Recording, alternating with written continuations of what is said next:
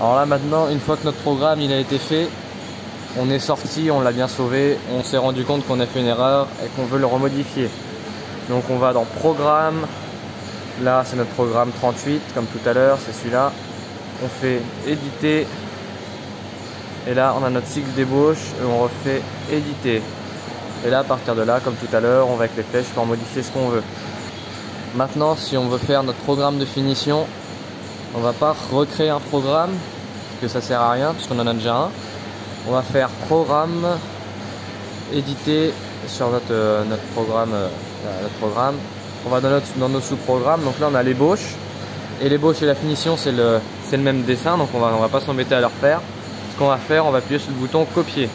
Et là hop, il y en a un deuxième qui est apparu. Avec la flèche, on va venir sur celui-là du bas. On va faire éditer. Et là, on va rester dans notre zone extérieure, mais on va mettre le bouton finition. Et là, voilà. Donc là, l'inscription, c'est bien mis en finition. On prend notre numéro d'outil, donc là, c'est le 2. Et voilà, c'est tout ce qu'il y a à faire. Et si on veut, on ajuste nos valeurs de coupe. Pareil, on met un petit coup de plus et on fait sauver. Et là, ça y est, notre ébauche et notre finition, elles sont apparues là et elles sont bonnes. Maintenant, pour vérifier que notre programme, il est bon, on va faire l'animation.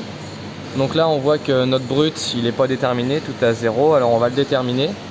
Alors là pour le déterminer on clique sur le bouton brut et là on voit que le petit carré noir il est passé par là. Donc là on va déterminer la longueur, alors on sait que notre plan il fait 40 donc on va mettre 50 de longueur, on met toujours un peu plus. On met 50 input, le diamètre on prend au plus gros c'est 60 donc on met 60. Là diamètre intérieur, là on peut le mettre en exemple, on a un alésage qui fait 28,10. On peut le mettre et on peut mettre une surépaisseur de devant le 0 de 0,2 par exemple. Clac.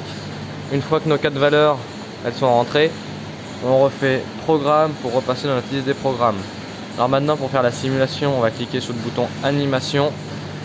Là on voit notre brut apparaître avec notre alésage intérieur et on va faire exé. Et là la simulation elle se fait tranquillement. Voilà. Notre simulation elle est faite, il n'y a pas de message d'erreur qui sont indiqués, ça veut dire que tout est bon et qu'on peut lancer l'usinage.